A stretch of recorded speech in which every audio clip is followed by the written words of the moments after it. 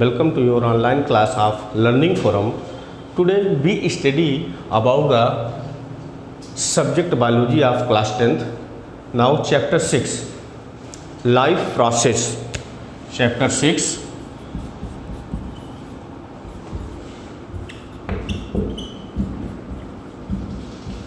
life process. What is the meaning of the life process?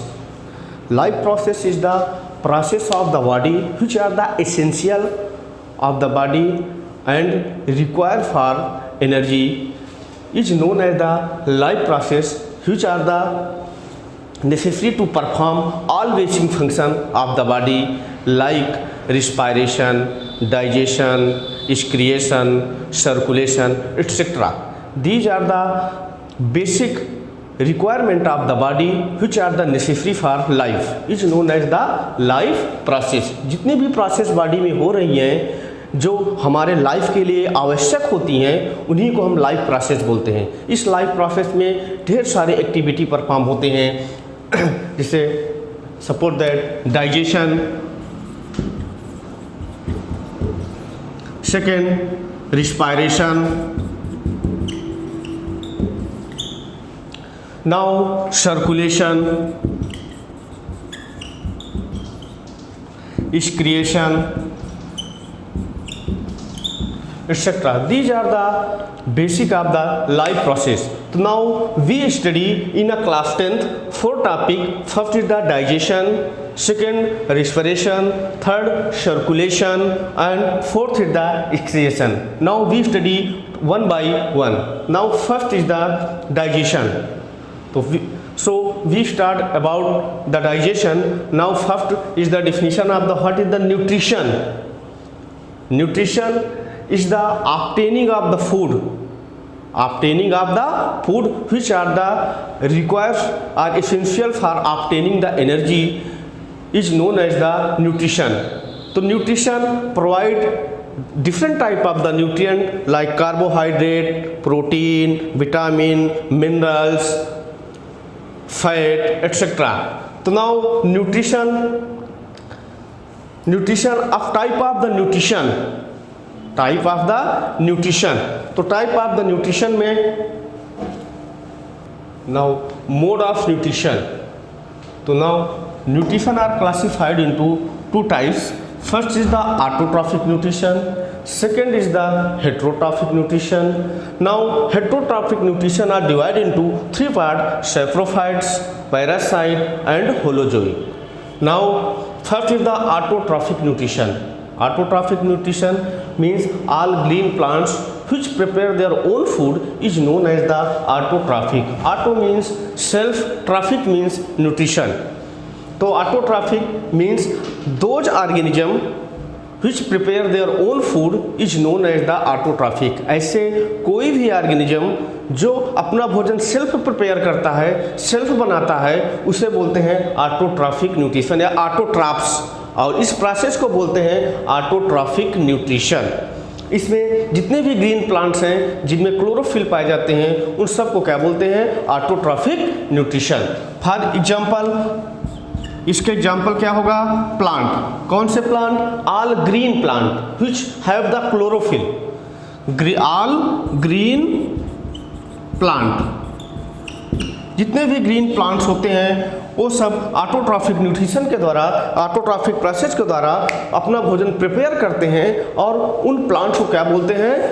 Autotrophs. Now in further study about the autotrophic nutrition means photosynthesis. Now next topic is start the photosynthesis. Now second is the heterotrophic nutrition. Hetero means different, trophic means nutrition. So those organism which obtain their food from the autotrophs is known as the heterotrophic nutrition.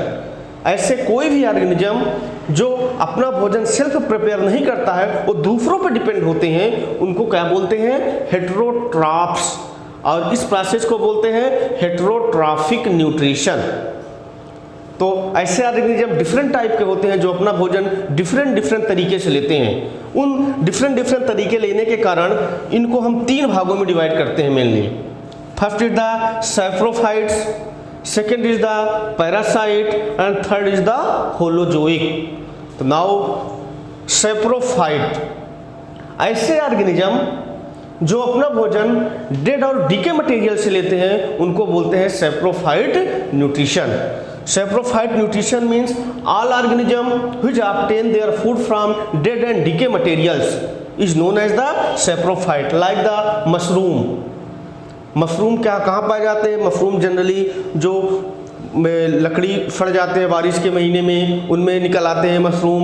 ये सब क्या होते हैं? जिसे बोलते हैं mould. ये mushroom अपना भोजन डेड और डीके मटेरियल से लेते हैं, इसलिए इनको बोलते हैं सैप्रोफाइट. फंजाई, बैक्टीरिया, ये किसके एग्जाम्पल है? सैप्रोफाइट न्यूट्रिशन के हैं. ये सभी के सभी अपने भोजन डेड और डीके मटेरियल से लेते हैं. Now second is the parasite nutrition. Para नाम से ही पता चलता है, पैरा मीन्स डिफरेंट साइट, दूसरे साइड से लेते हैं, और जिस साइड से लेते हैं भोजन अपना उनको बोलते हैं होस्ट. तो इसकी डिफिनीशन क्या तैयार होगी? इसकी डिफिनीशन ये होगी कि those organism which take food from the host is known as the parasite. And इस तरह के न्यूट्रिशन को बोलते हैं पैरासिट, इस तरह के ऑर्गेनिज्म को बोलते हैं parasitic organism. Suppose that lysis, जो बालों में जुएं पड़ जाते हैं, वो क्या करते हैं? हम लोगों के बॉडी से ब्लड सक करते हैं और अपना भोजन लेते हैं. तो ये हमारे बॉडी से भोजन लेते हैं, इसलिए हम उनके लिए होस्ट हो गए, और वो भोजन लेते हैं इसलिए उनको हम बोलते हैं पैरासाइट. तो पैरासाइट वो सारे ऑर्गेनिज्म आते हैं जो किसी दूसरे ऑर्गेनिज्म के बॉडी में रह करके भोजन लेते हैं, उनको मारते नहीं हैं. अगर मार देंगे और मार के भोजन ले लेंगे तो उनको हम प्रीडेटर बोलते हैं. तो प्रीडेटर में नहीं आते, वो पैरासाइट है. पैरासाइट हमेशा अपने होस्ट से छोटा होता है. तो हम लोग होस्ट हो गए और लाइसेस क्या हो गए? पैरासाइट हो गए. दूसरा एग्जांपल क्या हो गया इसका? लीच, जो जनरली तालाबों नदियों में पाए जाते हैं, गंगा जी हैं, जमुना जी हैं, इनमें लीच पाई जाती हैं, और जो भी जानवर उन नदियों में घुसते हैं या जाते हैं तो वो उनके बॉडी में चिपक करके उनसे ब्लड सक करते हैं. तो ये सब क्या कहलाते हैं? पैरासाइट्स. क्यों?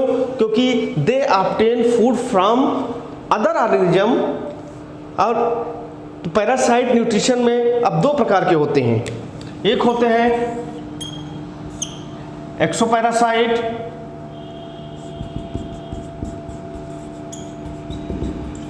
और दूसरा होता है एंडोपैरासाइट.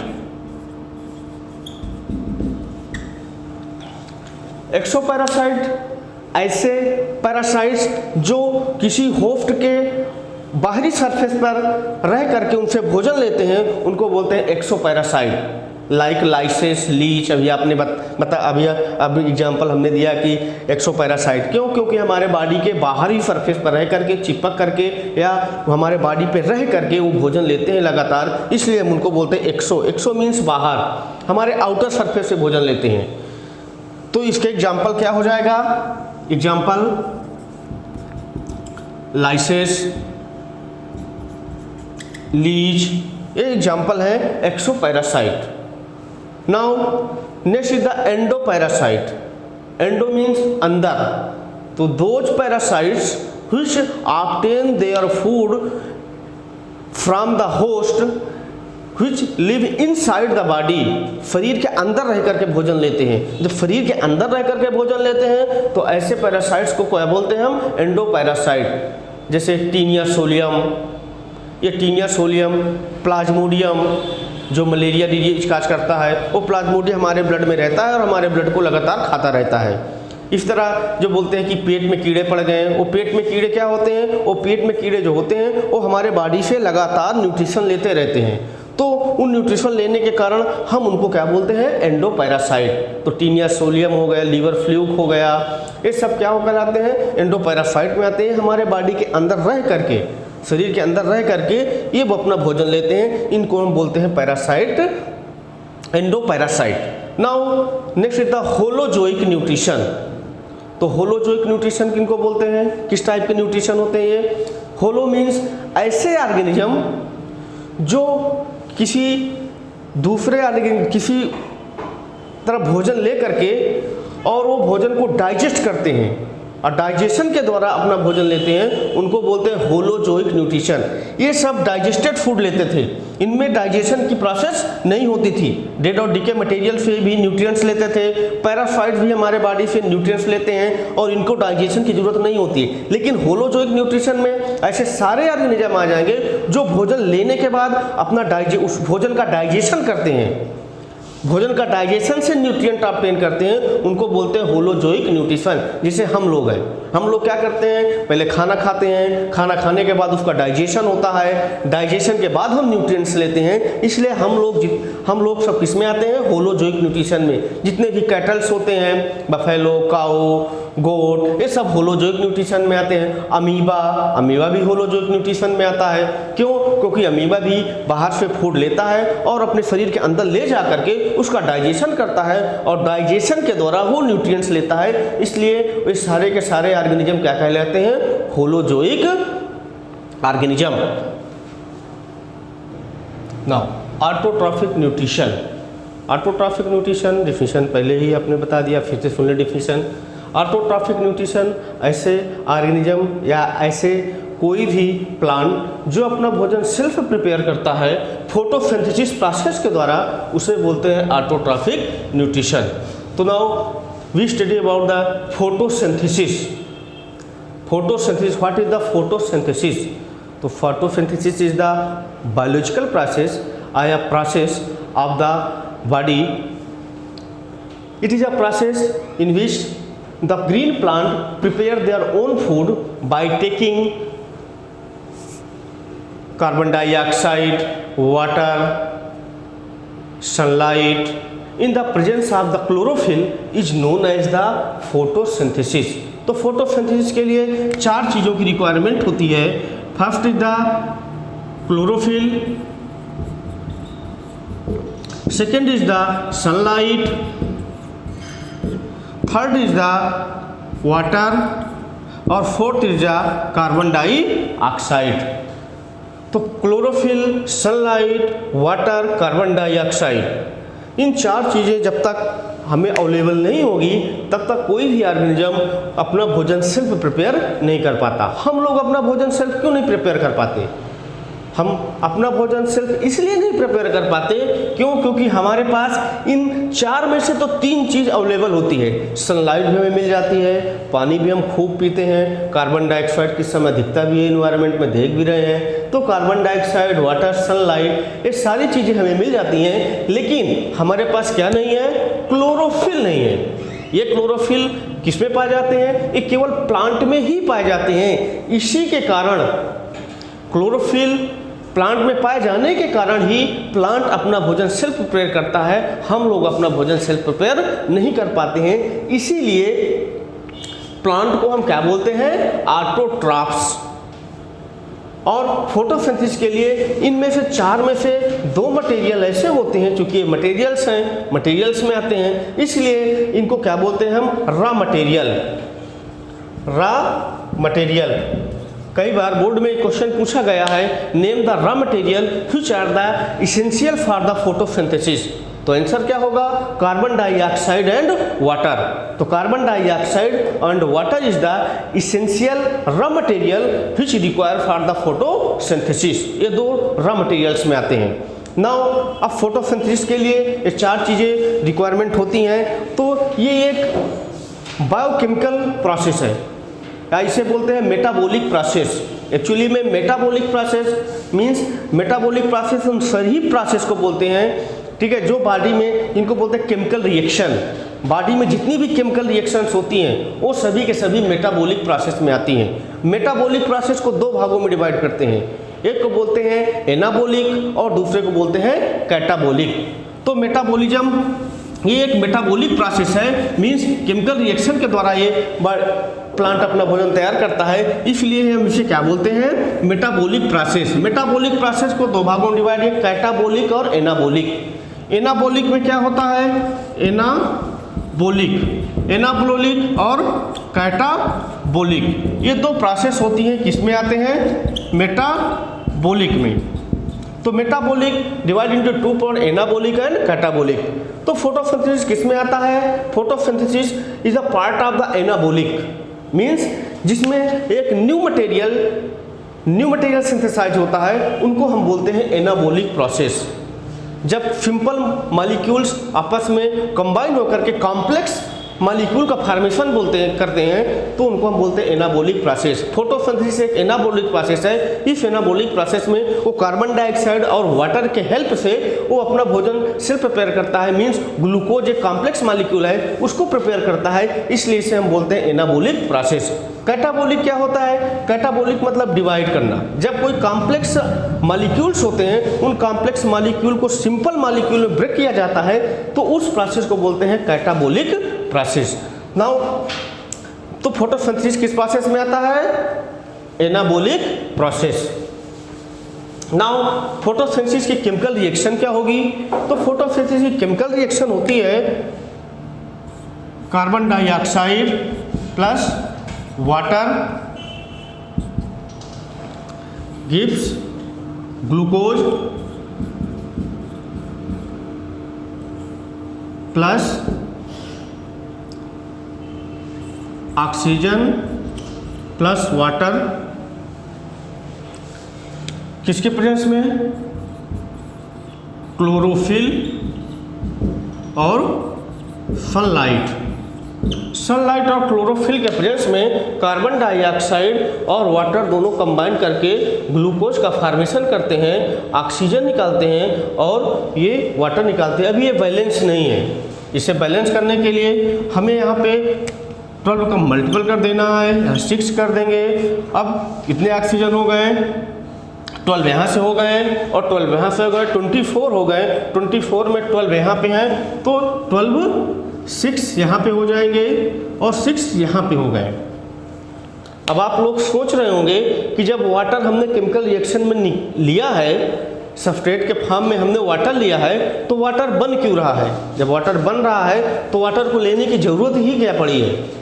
तो इससे यहाँ पे इसलिए ये लिखा गया है क्योंकि जितना भी हमें ऑक्सीजन मिलता है, ये ऑक्सीजन हमें केवल वाटर मॉलिक्यूल से ही मिलता है। ये बहुत ही इंपॉर्टेंट क्वेश्चन आता है कि in photosynthesis process from where we get the oxygen. Carbon dioxide में भी ऑक्सीजन है, वाटर में भी ऑक्सीजन है, दोनों में ऑक्सीजन है। तो ये ऑक्सीजन कहाँ का है? जो ऑक्सीजन निकल रहा है जिसको हम रिस्पायरेशन में लेते हैं, ये ऑक्सीजन कहाँ से निकलता है? ये ऑक्सीजन केवल और केवल वाटर मॉलिक्यूल से निकलता है और इस कार्बन डाइऑक्साइड का जो वाटर होता है ये ग्लूकोज के सिंथेसिस में हेल्प करता है। इसीलिए हमने यहाँ पे 12 वाटर मॉलिक्यूल लिया है। किसी ओल्ड बुक में या जो पुरानी रिएक्शन होती है फोटोसिंथेसिस की, वहाँ पर केवल 6 वाटर लेते हैं क्योंकि उस समय डिस्कवर्ड नहीं हुआ था या ये जानकारी नहीं थी कि ऑक्सीजन हमें वाटर से मिलता है। इसलिए जो पुराना रिएक्शन होता है उसमें यहाँ पे 6 का मल्टीपल करते हैं। 6 का मल्टीपल करने से भी ये बैलेंस हो जाता है। इसलिए जो न्यू केमिकल रिएक्शन है फोटोसिंथेसिस की वो ये है। ये एक एक्यूरेट और न्यू केमिकल रिएक्शन है। 6 carbon dioxide 12 H2O gives 6 glucose, 6 water molecule and 6 carbon dioxide. Now अब यहाँ पे थोड़ा सा केमिस्ट्री का पोर्शन चलते हैं। अब ये केमिकल रिएक्शन हो गए, ये एक रिडॉक्स रिएक्शन होती है। एक ऐसी रिएक्शन है, एक रिडॉक्स रिएक्शन है। रिडॉक्स रिएक्शन का मतलब क्या होता है? ऐसा कोई भी केमिकल रिएक्शन जिसमें ऑक्सीडेशन और रिडक्शन दोनों एक साथ होते हैं उनको बोलते हैं रिडॉक्स रिएक्शन या रिडॉक्स प्रोसेस। तो रिडॉक्स रिएक्शन है, यहाँ पे कार्बन डाइऑक्साइड का रिडक्शन होता है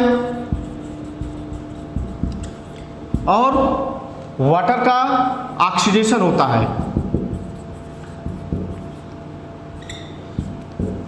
तो रिडक्शन कार्बन डाइऑक्साइड का होता है, ऑक्सीडेशन वाटर मॉलिक्यूल का होता है। इसलिए इस केमिकल रिएक्शन को या फोटोसिंथेसिस की रिएक्शन को हम लोग क्या बोलते हैं? Redox reaction. ये एक रिडॉक्स प्रोसेस होती है और इस प्रोसेस के द्वारा प्लांट अपना भोजन सेल्फ प्रिपेयर करता है।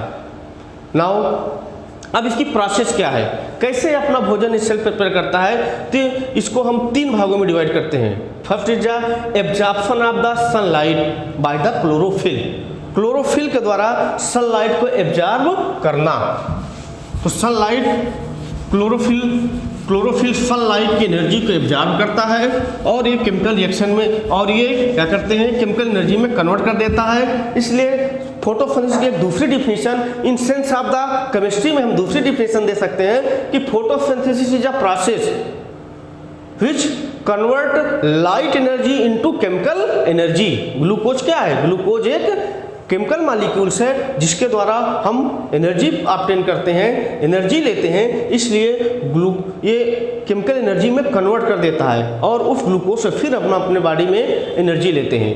तो फोटोसिंथेसिस एक प्रोसेस होती है जिसमें ये लाइट एनर्जी को केमिकल एनर्जी में कन्वर्ट कर देती है। ये दूसरी डिफिनेशन है in sense of the chemistry. अगर केमिस्ट्री के भाषा में हम फोटोसिंथेसिस को एक्सप्लेन करना चाहें तो ये कह सकते हैं कि फोटोसिंथेसिस एक प्रोसेस होती है जिसमें लाइट एनर्जी को केमिकल एनर्जी में कन्वर्ट कर देती है। तो फोटोसिंथेसिस में मेनली एनसीईआरटी में तीन पॉइंट दिए गए हैं। पहला, absorption of sunlight, sunlight. Second is the photolysis, photolysis of water, and third is the reduction of carbon dioxide into glucose, या इसी को बोलते हैं स्टार्च। स्टार्च मतलब जब ग्लूकोज के ढेर सारे मॉलिक्यूल आपस में कंबाइन हो जाते हैं तो वो कॉम्प्लेक्स मॉलिक्यूल बना देते हैं, उनको बोलते हैं स्टार्च। और ये स्टार्च को ही हम भोजन के रूप में लेते हैं। तो first is the absorption of sunlight, second is the photolysis of water और third is the reduction of carbon dioxide into glucose. Absorption of sunlight, अब फोटोसिंथेसिस को हम मेनली दो भागों में डिवाइड कर सकते हैं। इन तीन प्रोसेस को समझने के लिए फोटोसिंथेसिस को हम दो भागों में डिवाइड करते हैं। First is the light reaction and second is the dark reaction. तो फोटोसिंथेसिस के अगर हम देखें टाइप में तो फोटोसिंथेसिस को दो स्टेप में कंप्लीट करता है। पहला स्टेप होता है, पहला स्टेप आपका हो जाएगा लाइट रिएक्शन,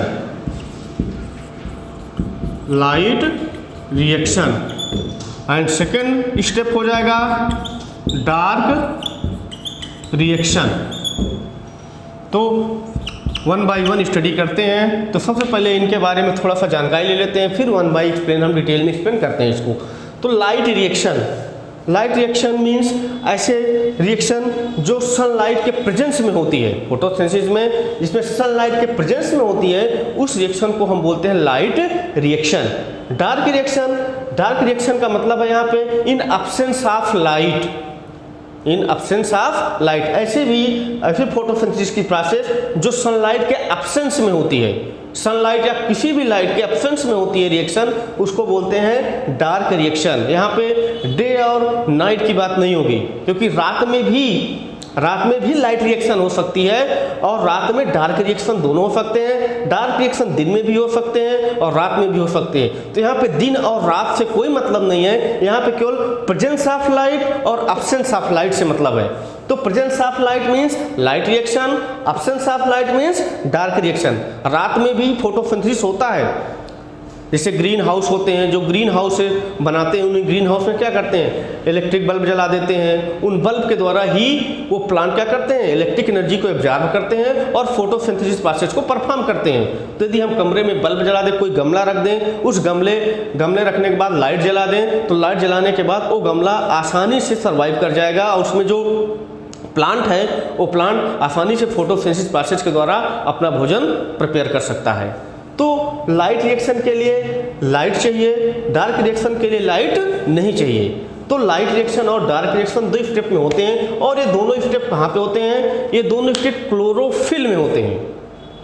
क्लोरोफिल में होते हैं। अब बहुत से स्टूडेंट कंफ्यूज होते हैं कि क्लोरोफिल क्या है, क्लोरोप्लास्ट क्या है।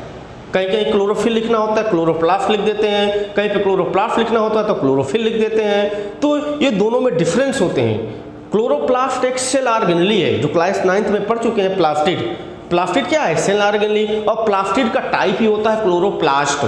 तो chloroplast is the type of the cell organelle which are the present in the plant. अब what is the chlorophyll?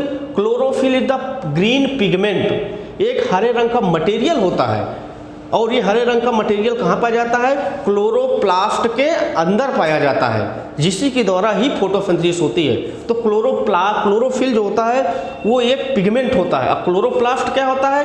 Chloroplast एक सेल ऑर्गेनेली होता है। तो ये दोनों रिएक्शन क्लोरोप्लास्ट में ही होती है। और क्लोरोप्लास्ट में जब क्लोरोप्लास्ट का अगर स्ट्रक्चर अगर हम बनाते हैं तो सबसे पहले इसके स्ट्रक्चर देख लेते हैं, फिर लाइट रिएक्शन और डार्क रिएक्शन स्टडी करते हैं, तो बड़ी आसानी से समझ में आ जाएगा। तो अगर हम क्लोरोप्लास्ट के स्ट्रक्चर देखें तो डबल मेम्ब्रेन की स्ट्रक्चर होती है। इफ डबल मेम्ब्रेन, ये आउटर मेम्ब्रेन और अंदर वाली इनर मेम्ब्रेन, इसमें एक सैक लाइक स्ट्रक्चर पाए जाते हैं। ये सैक लाइक मतलब थैले जैसी संरचना पाई जाती है, ट्यूब लाइक ये, और एक दूसरे के ऊपर ये स्टाक्ड होते हैं, जैसे सिक्के रख देते हैं और सिक्के रख देने से एक ऊपर एक रख देते हैं, इसी तरह स्टाक होते हैं। एक पोर्शन को बोलते हैं, एक भाग को बोलते हैं थाइलाकोइड, थाइलाकोइड। और जब इनके पाइल्स बन जाते हैं, स्टाक बन जाते हैं, तो इस पूरे को बोलते हैं ग्रेना, ग्रेना। और ये ग्रेना ढेर सारे पाए जाते हैं, कई ग्रेना पाए जाते हैं, और ये एक दूसरे के साथ कंबाइन होकर ये जुड़ जाते हैं, ये जुड़े रहते हैं और क्लोरोप्लास्ट के अंदर पाए जाते हैं। तो इस तरह करके यहाँ भी ढेर सारे ग्रेना पाए जाएंगे ये। और इसमें जो लिक्विड मटेरियल पाए जाते हैं वो लिक्विड मटेरियल को बोलते हैं स्ट्रोमा, स्ट्रोमा। तो यहाँ पे दो मेन है, ग्रेना और स्ट्रोमा। फिर इसमें अपना सेल्फ का डीएनए पाया जाता है, इसलिए इसे सेमी ऑटोनॉमस सेल ऑर्गेनेली को बोलते हैं। तो ये डिफरेंट होते हैं। तो इसमें पहले ग्रेना, और ग्रेना किनसे मिलके बना होता है? थाइलाकोइड से बना होता है। ग्रेना के एक यूनिट को क्या बोलते हैं हम लोग? थाइलाकोइड। थाइलाकोइड के अंदर ही क्लोरोफिल पाए जाते हैं। ये इनके सरफेस पे मेम्ब्रेन, अंदर मेम्ब्रेन के अंदर ही क्लोरोफिल पाए जाते हैं, और यहीं पे ही लाइट रिएक्शन होती है। तो एक क्वेश्चन पूछा जाता है कि where the light and dark reaction occurs in a chloroplast. Chloroplast के अंदर लाइट रिएक्शन और डार्क रिएक्शन कहाँ पे होती है? तो लाइट रिएक्शन और डार्क रिएक्शन, लाइट रिएक्शन होती है ग्रेना में, डार्क रिएक्शन होती है स्ट्रोमा में। तो स्ट्रोमा में डार्क रिएक्शन और ग्रेना में लाइट रिएक्शन। तो डार्क रिएक्शन और लाइट रिएक्शन डिफरेंट साइड पे होती है क्लोरोप्लास्ट के अंदर। तो अगर हम डिफरेंशिएट करें कि what is the difference between the light reaction and dark reaction, तो लाइट रिएक्शन और डार्क रिएक्शन में पहला पॉइंट हो गया, light reaction occurs in the presence of the light, means sunlight, electric bulb, किसी भी लाइट में वो प्रेजेंस ऑफ लाइट में ही होगा। Now stroma side, it occurs in the absence of light, ये लाइट के एब्सेंस में होती है। Now second point, second difference क्या है? Grana, light reaction occurs in the grana of the chloroplast. Stroma, dark reaction कहाँ पे होती है? It occurs in the stroma of the chloroplast. अब लाइट रिएक्शन होती क्यों है? तीसरा डिफरेंस देखते हैं। लाइट रिएक्शन ये क्लोरोफिल सनलाइट की एनर्जी को केमिकल एनर्जी में कन्वर्ट कर देता है, मीन्स NADPH एक केमिकल एनर्जी का बारे से बोलते हैं, जिसको बोलते हैं एसिमिलेटरी पावर। वो एसिमिलेटरी पावर में एनर्जी को कंजर्व कर देता है, और लाइट रिएक्शन सनलाइट की एनर्जी को बाइंड कर लेता है और उस एनर्जी का यूज करता है लाइट डार्क रिएक्शन में। तो तीसरा डिफरेंस क्या हो जाएगा कि in light reaction they prepare the assimilatory power, means NADPH and ATP. Now dark reaction में it obtain the energy from the light reaction। तो इस तरह करके ये लाइट रिएक्शन और डार्क रिएक्शन दो अलग अलग साइड पे होती है और दोनों में बेसिक डिफरेंस होते हैं। तो अब now light reaction, light reaction को अगर हम स्टार्ट करते हैं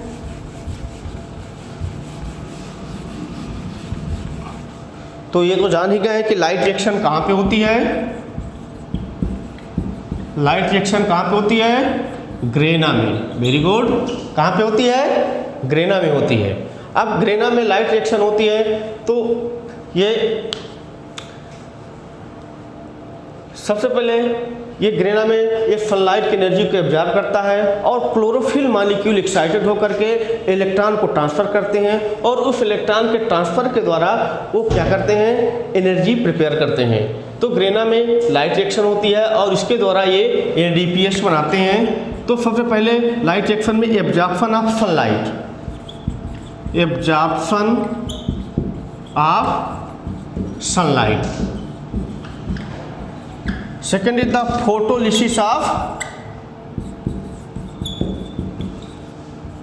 water, photolysis of water. Now absorption of sunlight, sunlight chlorophyll sunlight की एनर्जी को एब्जॉर्ब करता है और एब्जॉर्ब करने के बाद उस एनर्जी का यूज करता है किसमें, photolysis of water, water molecule को ब्रेक करता है। और जब वाटर मॉलिक्यूल को ये ब्रेक करता है तो वाटर मॉलिक्यूल के ब्रेक होने से इलेक्ट्रॉन्स निकलते हैं और ऑक्सीजन मॉलिक्यूल्स निकलते हैं और NADPH2 का फॉर्मेशन होता है। तो फोटोलिसिस ऑफ वाटर, यहाँ पे हम स्टडी करते हैं photolysis of water. Photolysis water क्या करता है, इस सनलाइट की एनर्जी लेकर के वाटर मॉलिक्यूल, सनलाइट की एनर्जी जैसे मिलेगी, सनलाइट की एनर्जी होते हैं H-nu, ये फोटान होते हैं, एक फोटान को लेकर के ये वाटर मॉलिक्यूल को क्या करेंगे, ब्रेक करेंगे, किसमें तोड़ेंगे, H+ और OH-। अगर एक समय 4 वाटर मॉलिक्यूल लेते हैं तो 4H+ और 4OH- को ये ब्रेक कर देते हैं। और ब्रेक करने के बाद ये फिर क्या करते हैं, वाटर मॉलिक्यूल ये H+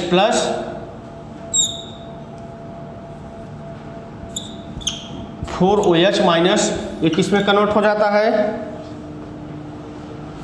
ऑक्सीजन मॉलिक्यूल और H2O, 2H2O, ये इसमें कन्वर्ट हो जाएगा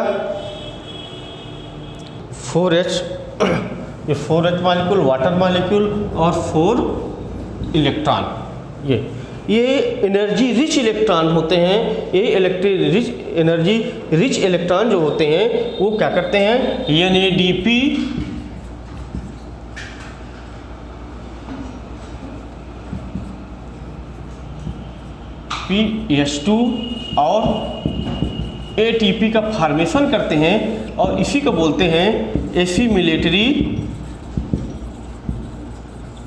पावर।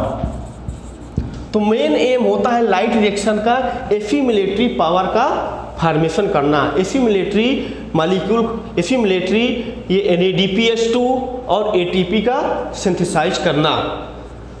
ADP और ATP का सिंथेसाइज करने के बाद इस एनर्जी रिच जो बंडल्स होते हैं, मॉलिक्यूल्स होते हैं, इनका यूज लाइट रिएक्शन में होता है और लाइट रिएक्शन में ही कार्बन डाइऑक्साइड को एनर्जी प्रोवाइड होते हैं और कार्बन डाइऑक्साइड फिक्स होकर के ग्लूकोज मॉलिक्यूल्स में कन्वर्ट होते हैं। तो मेन एम यहाँ पे लाइट रिएक्शन का होता है एसिमिलेटरी पावर या एसिमिलेटरी मॉलिक्यूल्स का फॉर्मेशन करना और इसी एसिमिलेटरी पावर NADPH और ATP का यूज हम डार्क रिएक्शन में करते हैं। नाउ डार्क रिएक्शन, तो वाटर तो क्वेश्चन कहाँ पे है कि what is the photolysis of water. तो फोटोलिसिस वाटर मीन्स क्या होता है, लिसिस मीन्स ब्रेक डाउन होना और फोटो मीन्स होता है लाइट। लाइट के प्रेजेंस में वाटर मॉलिक्यूल को ब्रेक होना क्या कहलाता है, फोटोलिसिस ऑफ वाटर। तो फोटोलिसिस ऑफ वाटर के द्वारा ही ये ऑक्सीजन मॉलिक्यूल्स बाहर निकलते हैं जिसका हम रिस्पायरेशन में यूज करते हैं और इन्हें हाई एनर्जी रिच, ये सनलाइट की एनर्जी को एब्जॉर्ब करने के बाद ब्रेक डाउन होते हैं, इसलिए वो एनर्जी तो डिस्ट्रॉय नहीं होती। आप लोग जानते हैं first law of the thermodynamics, energy can not be created not be destroy. तो जब एनर्जी को हम क्रिएट नहीं कर सकते, डिस्ट्रॉय नहीं कर सकते, तो एनर्जी क्या होती है, converted one form into the another form. तो जो सनलाइट की एनर्जी एब्जॉर्ब किया है तो कहीं ना कहीं उस एनर्जी का यूज करेगा, वही एनर्जी ये इलेक्ट्रॉन के फॉर्म में होती है और हाइड्रोजन के फॉर्म में होती है और उसी एनर्जी का यूज करके ही वो NADPH2 और ATP का फॉर्मेशन करता है जिसे बोलते हैं एसिमिलेटरी पावर। और इसी एनर्जी का यूज प्लांट डार्क रिएक्शन में करता है जहां पे कार्बन डाइऑक्साइड फिक्स होता है और रिडक्शन होकर के वो ग्लूकोज मॉलिक्यूल का फॉर्मेशन करता है और डार्क रिएक्शन को कंप्लीट करता है। नाउ डार्क रिएक्शन में 3 प्रोसेस होती हैं। ये फर्स्ट कि it's occur in the stroma of the chloroplast. Now second is the absence of light. Now third is the जो मेन प्रोसेस होती है फिक्सेशन ऑफ कार्बन डाइऑक्साइड।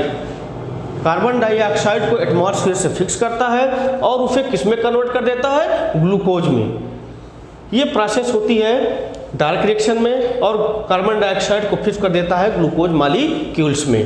तो now in fixation in dark reaction carbon dioxide fixing the glucose and use the energy या assimilatory power from the light reaction. वो light reaction से energy को लेकर के कार्बन डाइऑक्साइड को फिक्स करता है और ग्लूकोज मॉलिक्यूल्स में प्रिपेयर करता है और ग्लूकोज मॉलिक्यूल फिर आपस में कंबाइन करके क्या बनाते हैं, स्टार्च। और स्टार्च के फॉर्म में प्लांट के अंदर रहता है ये मॉलिक्यूल्स, जो हम भोजन के द्वारा स्टार्च को लेते हैं और स्टार्च फिर हमारे बॉडी में ग्लूकोज में टूटता है डाइजेशन के द्वारा, जिसका हम नेक्स्ट टॉपिक पे स्टडी करेंगे डाइजेशन किस तरह होता है, ठीक। और ये अपना डार्क रिएक्शन को कंप्लीट करता है। नाउ नेक्स्ट टॉपिक पे हम लोग स्टडी करेंगे हेटेरोट्रॉफिक न्यूट्रिशन।